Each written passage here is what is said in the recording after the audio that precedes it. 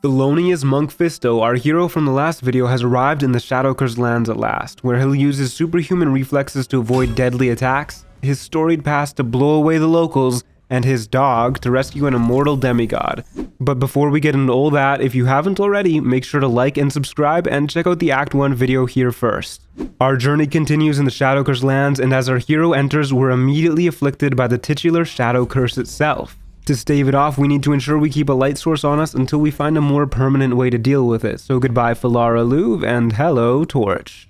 A moment later, we come across some harpers meandering through the darkness and get into a bit of a staring contest as our heroic reputation no doubt stuns them into silence. Unfortunately, we're interrupted by some scumbag shadows and our first fight of the act kicks off. Before we can even get a turn, one of the shadows gets us with a strength drain, causing us to take a bit of damage and, surprise surprise, lose some strength. After a bit of inventory management, we start off with a flurry of blows, and thanks to our new feature granting bonus radiant damage on our attack, it one-shots a shadow due to their vulnerability. And since we're showing off new features, we also use Wholeness of Body, granting us an extra bonus action. Then we followed up with another flurry of blows, taking out yet another shadow in one go. The sketchy shades spend their turns whacking around our allies as our allies whack back on theirs. And before you know it, it's back to Thelonious, where we start running around the area, delivering flurry of blows followed by flurry of blows, taking out two more shadows, then using our action to throw down a potion, healing both ourselves and an ally. Our sidekicks manage to take out their reanimated pal, and a shadow swoops in while they're distracted to clobber us up a little bit more. We quickly retaliate, finishing it off with the old 1-2, and jog across the battlefield to get the other one as well. The Harpers then tell us about a safe haven nearby where there's plenty more folks in need, so we zip on over there. Upon arriving at the last light inn, we meet Jaheira, a fellow powerful hero from a bygone age, but she doesn't trust us all that much. Thankfully, one of the innocents we had rescued previously speaks up for us and gets us inside. Once on the inn's grounds, we head straight to Quartermaster Tally, who loads us up with the Cloak of Protection and the Amulet of the Harpers. The Cloak of Protection does the same as our ring, granting a further +1 to both AC and saving throws, while the Amulet of the Harpers lets us cast Shield once per long rest, as well as gives us advantage on all Wisdom saving throws. Both of these items are pretty killer boosts to our survivability, but we're not done with getting new items quite just yet. We head over to everyone's favorite Supersmith Daemon and grab the Darkfire Shortbow. This +2 shortbow grants us resistance to fire and cold damage, as well as lets us cast haste once per long rest. The resistances are a nice boost, but the real treat is being able to cast haste. We won't do it often since our concentration saves are terrible, but it's still a nice thing to have just in case. And we're still not done. Now we're off to Mattis, where we get some evasive shoes, giving us yet another +1 to our AC and a nice little +1 to our acrobatics to boot.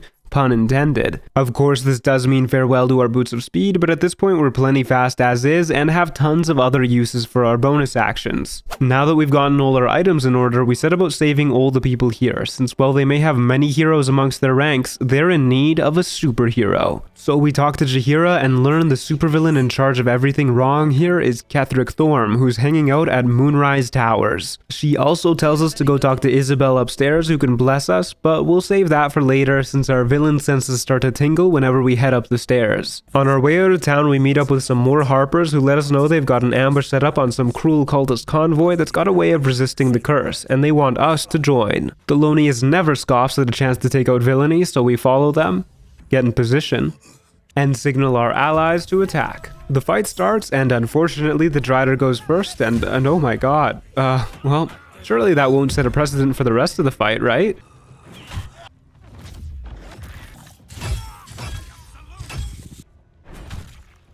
Okay, so that's not great, it's just us left, but we'll be in a way safer spot if we just knock the Drider off the edge. We'll move slightly to the side of the Drider and... Okay.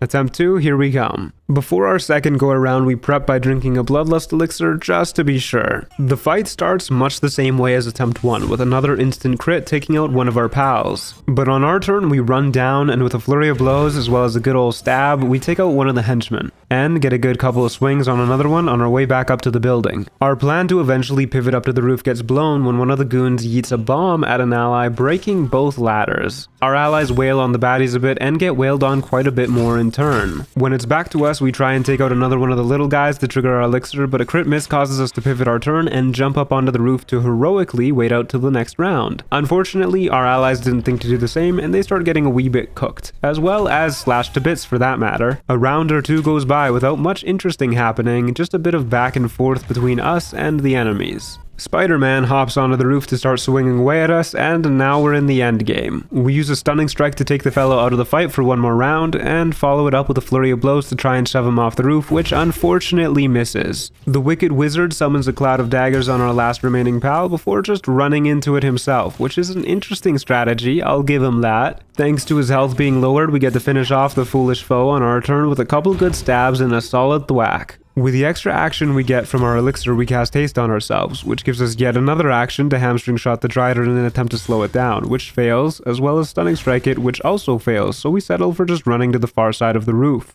The remaining goon continues to do, things on his turn, and the Drider misses us with a swipe. Thelonious uses his masterful speed to swing away at the Drider, starting to chip away at its health and failing to push it off the roof with another flurry of blows. So we keep playing keep away and just skedaddle to the far side of the roof yet again. Afterwards, the barbarian baddie below finally catches on and hops up to our bereaved bowman buddy up above to finish him off. We get the urge to become some sort of avenger, so we swing at the Drider to prevent attacks of opportunity thanks to our feet, and then run over to the barbarian to deliver a series of swings and take him out. Thelonious' righteous rampage isn't over yet though. With a few more swings on the Drider, we continue to chip away at it, and our stupendous speed allows us to move far enough away that our 8-legged foe has to dash and waste its turn to reach us. After rinsing and repeating the old hit and run strat for a few turns, we finally managed to use a flurry of blows to push the Drider off the roof. I mean, he's dead before he even hits the ground, but it still counts. With the Drider dead and gone, we're able to yoink his Moonlantern and free the pixie trapped inside, and as a reward for another heroic deed, she gives us a blessing that lets us resist the shadow curse for good. Now that we're free to explore properly, we head towards the Sundered City nearby, and along the way we meet Garen Joe Thorm, who unfortunately isn't intimidated by our raw presence and decides to try and murder us. She misses both of her attacks on the first go around, and we take a swing at both her and the nearby goon, missing both but landing our second attack on the goon, switching our extra damage to psychic since they're vulnerable to that. We jog on up to the top of the roof, and the baddies all spend their turns dashing on over to us. Jerry is nice enough to plop herself down right next to the edge of the roof, so we introduce her to the wonders of gravity,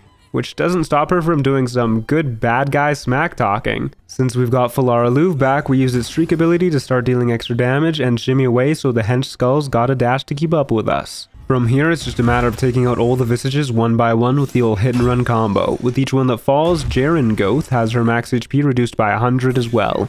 Let that be a lesson to all villains to not count on your goons too much. Poor Garen Gothi finally makes it back up right after the last visage goes down, letting us take her out with all the force of a light breeze. Thelonious heard Jerry wasn't the only Thorm haunting the time-torn town though, so we set out to track down the other wretched wrongdoers. Along the way we run into some loitering hoodlums in town square when there's a very clear no loitering sign right next to them, so we show them what for nice and quick. Then we arrive at the House of Healing where we meet Sister Cinda, who tries to bar our passage, but that really doesn't go well for her. Once we've negotiated passage inside, we head to the auditorium where we meet the practicing Dr. Malice Thorm, who's in the middle of cutting up a living dude and saying just the most incomprehensible nonsense one could come up with. So we jump into action to defeat this sadistic surgeon and his ne'er-do-well nurses. We use our sword shriek and a flurry of blows on one of the nurses to dish out some damage before running away. And, well, that's pretty much the whole fight if I'm being honest, since they have no range attacks, but we do learn the not-so-good doctor can resurrect his goons, which is little more than a mild inconvenience. Whenever we take out one of the sisters, we make sure to loot their weapons so they can't do anything once they're resurrected. And before you know it, we take out most of the nurses, and it's just us, the doctor, and two relatively harmless goons. So we get into a cycle of punching Malice, moving around 14 meters away, which forces him to dash, and repeating. Our hits do not do a lot of damage though, especially our sword swings, so this one takes quite a while, but since we're basically immortal in this fight, Malice's malicious malpractice is eventually put to an end. Worth noting, we realized we were doing way more damage with our unarmed attacks compared to using any weapons, so we decided to ditch Falara Louv from here on out.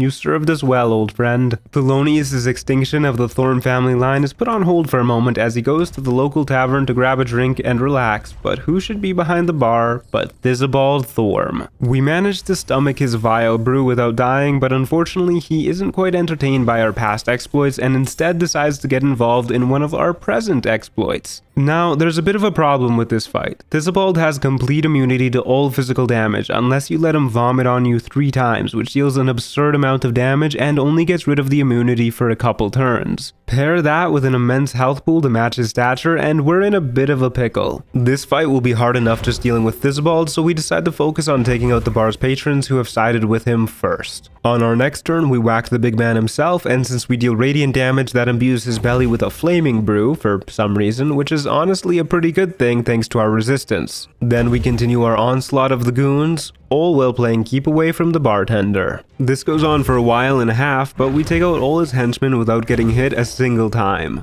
After that, we get into the real meat of the fight, which takes even longer since Thizabald is completely immune to most of our damage. So, on one of our turns, we use an action to slap on the gloves of Cinder and Sizzle, giving us some added fire damage and keeping his brew the same element. We make a bit of a mistake when we stay too close and he vomits onto us, but our resistance keeps us alive. Well, he summons another annoying goon, only to make the exact same mistake next turn. Honestly, I have no idea what was going through my head at the time, but it was certainly something. We take out the new 2 goons with a couple flurries and heal ourselves up, before falling back into the rhythm of things. As the chase continues, we learn that knocking him prone doesn't give advantage on attacks, which is a bit of a bummer and seems very randomly inconsistent, but c'est la vie. Later in the fight, to speed things up, quite literally, our hero casts haste on himself so he can do some truly crazy wailing on the big T. I failed my concentration check in real life pretty late into this slog and didn't move far enough yet again, causing us to get vomited on, which broke our concentration in-game, causing us to lose a turn, but it shouldn't be too bad because he's supposed to lose a turn too, right? Right, game? Game? What are you doing? Excuse me?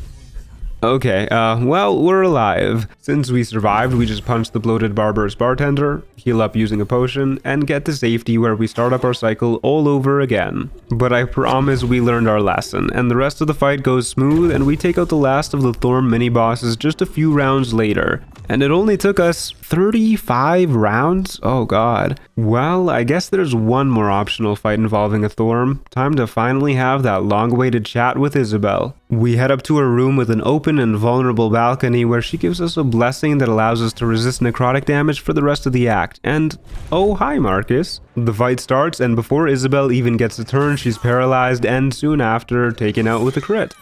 We count that as a death and move on. Next attempt, she uses her tactical genius to provoke an attack of opportunity, which paralyzes her yet again, and she's gone a moment later. Before attempt 3, we make sure everything's in order. Isabel's got protection from evil and good casted on her, and we're using an elixir of the Colossus for some extra damage, as well as the flawed Helldust gloves for some bonus necrotic damage, and a chance to bleed enemies on our unarmed attacks. Attempt numero 3 begins, and Marcus immediately breaks her concentration, followed up with a crit hit on Isabel, which is truly impressive. Thelonious is up next though, and he goes full hero mode, throwing down a potion of speed on both ourselves and Isabel, and recasting protection from evil and good on her, before one-shotting one of our fiendish foes with one flurry and getting a good whack on another. Izzy actually takes a turn, and even more surprisingly, uses it to preserve herself, using a rush attack to escape her enemies without triggering attacks of opportunity, turning some of them, and healing herself to boot. Marcus even decides to just screw off, wanting nothing to do with an Isabel who's defending herself. When it gets back to us, we use all our offensive capabilities to take out 2 more winged horrors, and we're looking pretty good. Another round goes by with our favorite Selenite sidekick not just surviving but being useful, and on our turn we take out yet another winged horror before refreshing our potion of speed.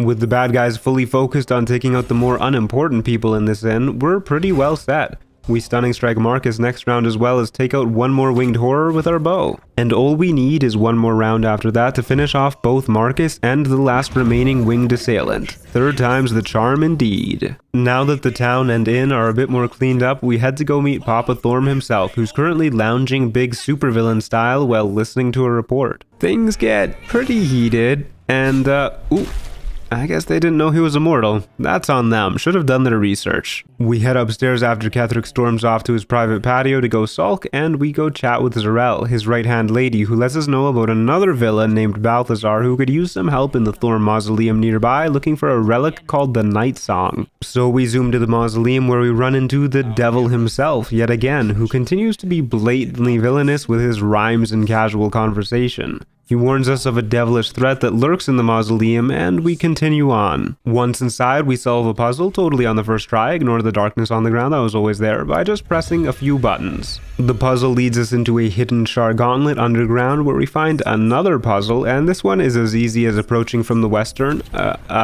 eastern side, and then pressing the button in the center. A little bit deeper inside the gauntlet, we find an invisible cloaker who is pretty okay with us just raining arrows into it, until it's not. Thankfully, it's little more than a villain of the day, and it goes down in just a few hits. In the next room, we find some potty-mouthed skeletons being controlled by Balthazar. As we're chatting with them, the room starts quaking, and some undead Sharan justiciars show up to try and whoop our butts. Thelonious jumps into action and immediately takes out one of the portals that spawn more of them, thanks to their vulnerability to radiant damage. We whack one of the shadowy scoundrels too, making sure to use Psychic as our added damage since they reflect radiant. And then take out yet another umbral tremor. Some reanimated reinforcements of ours come charging in from the next room as the tremors summon even more Sharans and more tremors appear too. Since the Justiciars are decently well matched with our skeletons, we get put on portal duty, taking out another 2 on our turn. The fight rages on while we wait for it to get back to our turn, with foes and allies each dealing hefty blows to each other. When it's back to us, we continue our portal genocide, kick a dude in the back of the head, which triggers the elixir of bloodlust we'd taken earlier and gives us an extra action to take out the mega-sized portal in the center of the room. Some of our allies start to go down here, but we're not too worried since this is only a temporary team up anyways. Our turn goes by with our desire for complete portal destruction almost being fully quenched. Just one left. Our skeletal sidekicks are really getting overwhelmed now, but we'll be helping them out soon, I promise. We finish off one of the dudes right next to us at the start of our turn, triggering our elixir, and then taking out the last portal with a couple more punches. Okay, scratch the helping our allies statement from earlier. They're all dead, or like super dead now.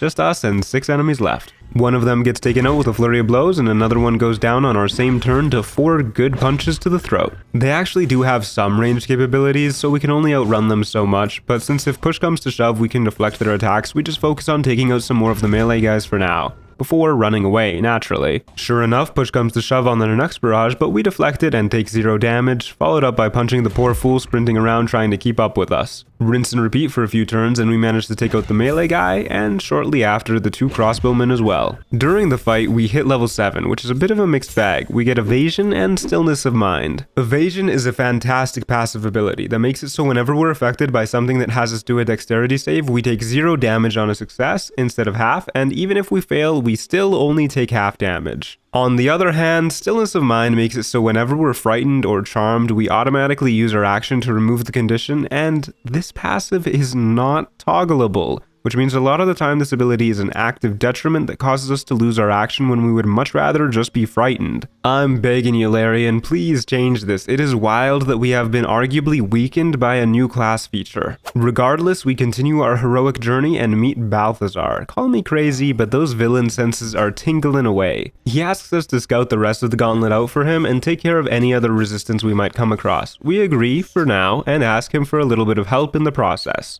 He acquiesces, giving us a cute little bell to ring in case we need to summon Flesh, his brother. I can see the family resemblance. After our short discussion, we get back to it and start heading through a few trials that Shar had set up here to test our mad skills. Thelonious is never one to pass up an opportunity to show off his mad skills, so first up is the soft step trial. We throw on turn-based mode, use our speed to zoom up to this window, use Nir's boots to misty step through it, and dash up to this gate, which is easily lockpicked, allowing us to grab the Umbral Gem and get out a dodge, all without getting caught. The next trial is the self-same trial, which has us beating up some twisted villainous version of ourselves. To make things easier, we strip ourselves clean so our reflection won't have any of our gear. Then we sneak in, throw our gear back on, and pummel the poor sod before he's even realized what's just happened. There's only one Thelonious Monk Fisto, and he would never be so slow as to not make a move in a fight. Last is the Faith Leap trial. Normally this trial involves navigating an invisible pathway using the map at the start of the room, but the pathway was very visible for us, probably because it saw what we did in the last trial and was too scared to hide. so we just walk across it and grab the gem, all in a day's work. On our hunt for the last gem we need, we end up following a cute kitty into a dark alley, where it leads us to an ambush by Yrgir, the devil Raphael had warned us about, and frankly, a straight criminal musician. For the crime of murdering that song, we decide to enact justice and put Yrgir and his goons out of their misery. As the fight starts, Yrgir immediately throws a bomb at us, which we deflect, and it doesn't explode, but it does knock us prone. So we start off by picking up all the other bombs scattered about, then we throw a couple of them at the Marigons above to hopefully chip away at them before using a key point to dash as a bonus action and start positioning ourselves better. The enemies all waste their turns dashing about in random directions, and Thelonious responds by firing at one with our bow a couple times before continuing to distance ourselves. Now that we're at a pretty safe distance and Yrgir refuses to move any closer, this fight is kind of a cakewalk. We just shoot at the enemies and run back a little bit. Some of the enemies do start jumping down, and we learn that their crossbow shots don't count as deflectable missiles, but they do pretty negligible damage. Next turn, we summon Flesh using our action, and while he is a nice distraction, we mainly just want him to be taken out so we can have an easier time dealing with his big, or little brother later. Sure enough, the henchmen continue to jump down and wail on Flesh, while we get a few hits in and try to escape the amassing horde, resulting in a solid hit from the Displacer Beast, but we're still feeling fine. From here, we take out the enemies where we can, while they take out Flesh, and have a little dance party on his grave, which seems a little rude, but hey, these are villains for a reason. Our hit and run strategy kinda just breaks most of the enemies, with them doing literally nothing on their turns, with the exception of the kitty who desperately runs back and forth trying to keep pace with us. Until eventually it too goes down. We take out another Marigon, causing its allies to get shocked into action, but it's too little too late with the rest following suit. Yrgir was also kind enough to jump down, but is still too hesitant to jump the gap in the stairs, so we just shoot him from afar and then turn the corner where he can't see us. And since he's got a tendency to go invisible, we use a neat little trick which Yol told me about to find where he's hiding by just pinging his portrait and shooting there. Rinse and repeat for a few million turns and he's down for the count. With the last remaining henchman joining his boss back in the hells a second later. We grab the last Umbral gem and return to Balthazar to tell him the good news, and by that I mean pickpocket his speed potion and jump him while he isn't looking. It's a bit touch and go at times, but he does go down pretty quickly.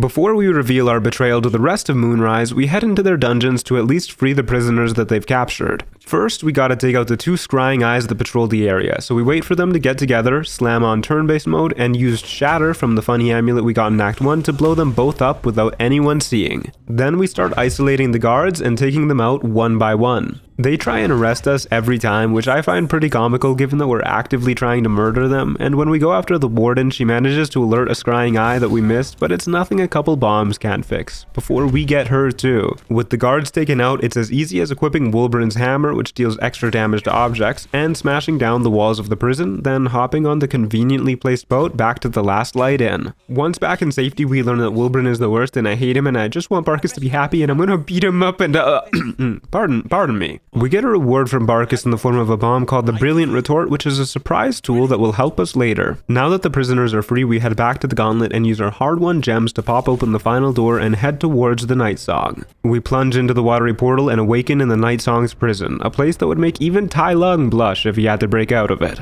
We reach the bottom and find the Night Song is both the source of Kethric's immortality and in fact a demigod who is very ready to leave. I didn't edit that, that's just how she greeted us. Regardless, we lay a hand in gentle camaraderie on her and imbue her with a fraction of our power, freeing her from her prison and causing her to become Dame Aelin once more. She flies off to go whoop some old man Thorm booty and we race after her. At the front gates of Moonrise, we find our surviving Harper allies. There's only like 6 of them, but they're led by our legendary fellow hero Jaheira, so I don't see how we could lose. The fight begins and we move first, firing a couple shots onto their leader. Then it's all out war. Jaheira runs in and she gets counterspelled, but that's okay, she clearly has a plan. Oh, she's just getting shot. Is she trying to dodge? Must be some sort of strategy. Oh, no, never mind. She just died. Right. Well, we only ever needed one superhero so far. We start up our hit and run strategy, just firing with our bow and falling back. Our allies form a wall of flesh to slow down the enemies and start to pay for it pretty quickly. We back them up by throwing a few bombs, weakening the foe's front lines. The barrier made up of our backup continues getting eviscerated, and Quartermaster Tally decides she wants to die with her friends, while we continue to pelt away with some more bombs. And Tally gets her wish a moment later. Man, we really gotta start enforcing that no sidekick rule a little bit better. The last of our forces gets Cone of Colded on Zarel's next turn, and now it's just us. You know what that means, gang? Moving far enough away to force every enemy to dash, preferably into their own hunger avatar, every single turn. This results in these very dedicated henchmen getting afflicted by the shadow curse, since they want to kill us more than they want to stay alive. Only problem is when the curse kills them, we don't get any experience, and they also reanimate in a matter of seconds, thankfully, with really low AC and crappy attacks, but still a little annoying. We spend a few rounds whacking them and finishing up everyone that was foolish enough to follow us into the curse, and then finishing them off again. And when we get back to Moonrise, we find a few stragglers that never even joined the fight, and they just let us shoot them until they die. They don't even try and fight back. And you know what? I suppose after seeing one man just take out a whole army of my friends, I'd probably feel likewise. Thank God we were here to help the Harpers. Imagine how bad this would have been for them if Thelonious didn't save the day yet again. Continuing our onslaught upstairs, we bash in some skulls, face tank a fireball or two, beat up a lady, and head to the roof where Papa Thorm went for a smoke break all that time ago. At the top, we're greeted by the big man himself, who's more than a little peeved about his evil plans being ruined by a dude who showed up 2 days ago. Aelin arrives to put his villainous monologuing to an end and gives a rallying cry, and we just kinda square up. Our main concern in this fight is the necromancer goon Sustera, so we run up to her with a flurry of blows to knock her prone and get her with a stunning strike too. Ketheric issues his goons to all go after our angelic assistant, so they mostly spend their turns doing just that while she starts duking it out with the big man. We get a killer couple crits on Sustera, taking her out before she can summon anyone else, and use an extra punch on the K-man, which means we still take an attack from his dog as we scramble away, critting us in turn. The dog just kinda takes itself out on its turn with Aelin's moonbeam, and Ketheric gets swift revenge on Aelin, knocking her out for the first time. Thankfully, she bounces right back at the start of each of her turns. Thelonious heals up on our turn and moves right into a big group of bone boys to give them disadvantage on their attacks. This is where the fight really stabilizes. Since we've still got resistance to necrotic from Isabel's blessing, they can't do much to us even if they do hit. And they kinda just disintegrate to our fist due to their vulnerability to bludgeoning, and so long as we make a swing at Ketheric each turn, he can't get us with any opportunity attacks. We make it our duty to purge all skeletons for the majority of the fight just to be extra safe. Once they're sufficiently depleted, we clobber the big Thorm since he keeps going on about how he wants pictures of Thelonious for his newspaper. I don't know. I also really can't get over this fighting stance. Anyways, he summons a big old tentacle out of the ground and uses it to beat up our sidekick, and then also uses it to teleport both her and himself away somewhere deep underground. It's a very versatile tentacle. After hopping down the big hole left by the tentacle, we wind up in a hidden illithid colony and race after Ketheric. Before that though, there's a fight we really want to do, and before we can take it on, we need to make sure the circuit we'll be kiting through is nice and open, so we start by assassinating a bunch of intellect devourers and putting this poor soul out of his misery. Before we move on, we slap on the old boost of speed for reasons you'll see soon. With that all done, we head to the next room, shoot a zombie to get its attention, blow up another one just for fun, and start pulling out of the room. The main gimmick in this one is the Death Shepherd at the back of the room, who can revive allies using a bonus action on each of its turns. If we can't tank him out, this fight's going nowhere. On our next turn, we use our boots to double our move speed and impose disadvantage on attacks of opportunity before beelining it straight to him, except we get crit, and realize that we're not actually imposing disadvantage at all for some reason. Whatever, we wholeness of body to heal up and use the extra bonus action to start beating the Shepherd to hell and back. The horrible horde encircles us on their turns while we step of the wind disengage and jump out of the way to line up a cone of cold with a scroll, severely wounding most of them and taking out a couple. Then we bunny hop back to the Shepherd and beat him up a bit more, followed by more bunny hopping to the other side of the arena, because yes, this really is the fastest way to move. Thelonious gets encircled yet again, but we just hop out with another step of the wind and this time go for a very satisfying wall of fire. Oh, and punch the Death Shepherd for old time's sake before gallivanting away again. Unfortunately, one of the zombies manages to get a nasty crit on us, and we're actually pretty low health from the 2 crits we've taken. So we use our superhuman strength to lob a bomb at the Death Shepherd, barely taking it out, before healing and taking out some more malicious malefactors. And now that the Death Shepherd isn't there to revive them, it's as easy as kiting and taking out our foes when we can. Before you know it, they're all gone. One reward for this fight is just enough experience to hit level 8. The only thing of note we get here is a new feat, and after a lot of deliberation, we decide to bump up our dex score by 2, which means with Ethel's hair, we're sitting at 20 without our graceful cloth. The reason why we did this is so we can swap our cloth early in Act 3 for a better one without losing out on our +5 dex mod. For now, we just wear the obsidian lace robe, which doesn't really do much for us, but it is stylish. Another reward is having to think real hard, which Thelonious ain't too great at, but once we solve the puzzle, we get a loose brain, pop it into a nearby machine so we can talk to it, and get the Githzerai mind barrier, which gives us advantage on all intelligence saving throws for the rest of our playthrough. A pretty nice get if I say so myself. There's one last supervillain to take out in this act, and now it's time to face him. We descend to the depths where we find Ketheric chatting away with Gortash and Orin, his accomplices who will no doubt need to take out in the future. And we see the face of the Absolute at last. It's a brain, a big ol' scary brain. Once it's gone and takes Gorin with it, we get to work. We start by summoning our favorite little guy and down a potion of flying for ourselves, followed by throwing a potion of invisibility to get the both of us. Worth mentioning, we've also got an elixir of heroism active to help with attacks and saving throws. It takes a few turns off our potion counter, but we get into position and use Scratch to free Dame Aelin from her imprisonment. Who's a good immortality ending boy? You are, yes you are. And we reveal ourselves with a flurry of blows on the nearby Mind Flayer before getting it with a stunning strike. Aelin starts up her beef again with some wailing on the intellect of ours, while we make sure Scratch gets dismissed safely, since only a monster would let him die. Thelonious manages to take out the Mind Flayer on our next turn with a stunning strike and a couple other heavy blows. With the biggest threat out of the way, we fly around using our insane move speed to obliterate the nefarious necromites wherever they are, and our sidekick takes out the foes on the ground. Once they're all dealt with, we have to refresh our potion of flying, but we were stockpiling them the whole act, so we've still got loads to go. And we just swoop down and beat up Ketheric every turn without him able to retaliate at all, especially since Bash is still bugged and does literally nothing. He just kinda works out his rage on our immortal pal. A few more rounds like this, and that's the last supervillain of the act. Oh man, that was pretty easy. Wait, what are you doing? No, wait. Uh-oh, who's talking? Oh, just a god of death. Ha! Here I thought we should be scared. We've been outrunning this guy for ages. Death? Just try and keep up. Wait, dang, not like that. That's right, before we even got a turn we're frightened, which automatically uses our action to get rid of it, which means our plan has already gone to hell. So we down a potion of invis trying to buy ourselves one turn without getting frightened, forgetting that Call of the Damned is a map-wide AoE that's gonna break it. Thankfully we make the save on the fear anyways, and it's go time. We fly up to the high ground and use one of the many arrows of darkness we've also been stockpiling to blind the apostle, making it so the only attack it can do is the Call of the Damned. Then we top off our turn by topping up our health, just to be safe. Next round we start our new routine of flying down, punching the god of death a whole bunch with our bare fists, and then flying back up to relative safety. His henchmen failed to do much to us thanks to our shield amulet, and since he can't do much either, we just fire another darkness arrow to make sure the cloud doesn't expire, well keeping our health up and his health down. And despite just refreshing the darkness, it instantly vanishes and he shoots us with a beam, which of course frightens us. Desperate times call for desperate measures. We use a potion of speed to get an action, and this time fire a darkness arrow at his feet so we can fire off another one on his other side if we need to. Surely both clouds won't wear out at the same time. We're off to the other side of the arena after that to avoid the necromites and heal in peace. Another round of being alive, and we use wholeness of body for that sweet extra flurry of blows each turn. From here we're looking pretty good. We fire off another darkness arrow on his other side to be safe, and with our flight we can easily get a bunch of hits each turn without having to worry. We refresh our speed potions as well when we need to, and the poor weak little deity can't even eat his own goons to save his life since he's blind. Merkel gets brought down to 20 HP, and we're on our last turn of speed potion. A regular hit might not be enough, so we fly out of the way and we use something with a little bit more boom. Now that's a supervillain down.